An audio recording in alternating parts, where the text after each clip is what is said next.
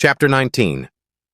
And Ahab told Jezebel all that Elijah had done, and withal how he had slain all the prophets with the sword. Then Jezebel sent a messenger unto Elijah, saying, So let the gods do to me, and more also, if I make not thy life as the life of one of them by tomorrow about this time. And when he saw that, he arose and went for his life, and came to Beersheba, which belongeth to Judah, and left his servant there. But he himself went a day's journey into the wilderness, and came and sat down under a juniper tree. And he requested for himself that he might die, and said, It is enough. Now, O Lord, take away my life, for I am not better than my fathers. And as he lay and slept under a juniper tree, behold, then an angel touched him, and said unto him, Arise and eat.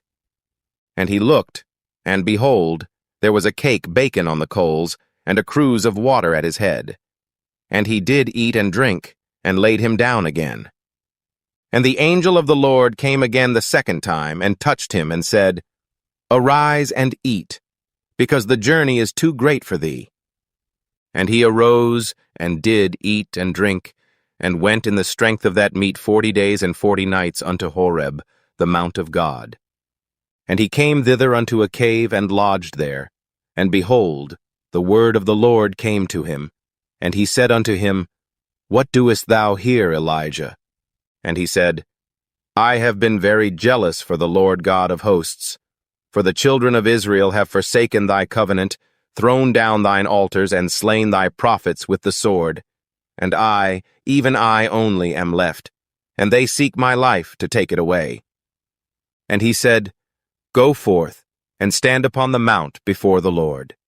And behold, the Lord passed by, and a great and strong wind rent the mountains, and brake in pieces the rocks before the Lord.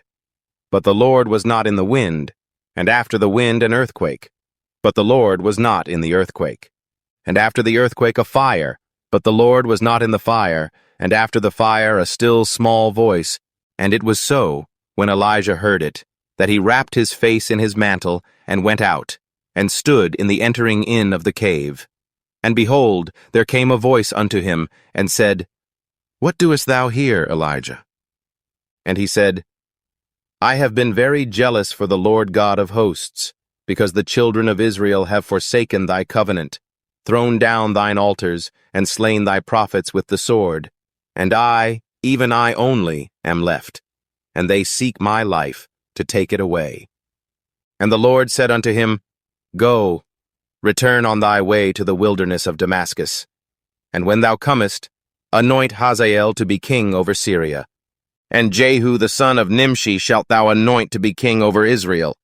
And Elisha the son of Shaphat of Abel-Meholah shalt thou anoint to be prophet in thy room. And it shall come to pass, that him that escapeth the sword of Hazael shall Jehu slay, and him that escapeth from the sword of Jehu shall Elisha slay. Yet I have left me 7,000 in Israel, all the knees which have not bowed unto Baal, and every mouth which hath not kissed him. So he departed thence, and found Elisha the son of Shaphat, who was plowing with 12 yoke of oxen before him, and he with the 12th. And Elijah passed by him, and cast his mantle upon him. And he left the oxen, and ran after Elijah, and said, Let me, I pray thee, kiss my father and my mother, and then I will follow thee. And he said unto him, Go back again, for what have I done to thee?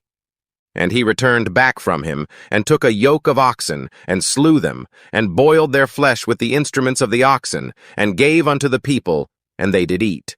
Then he arose, and went after Elijah, and ministered unto him.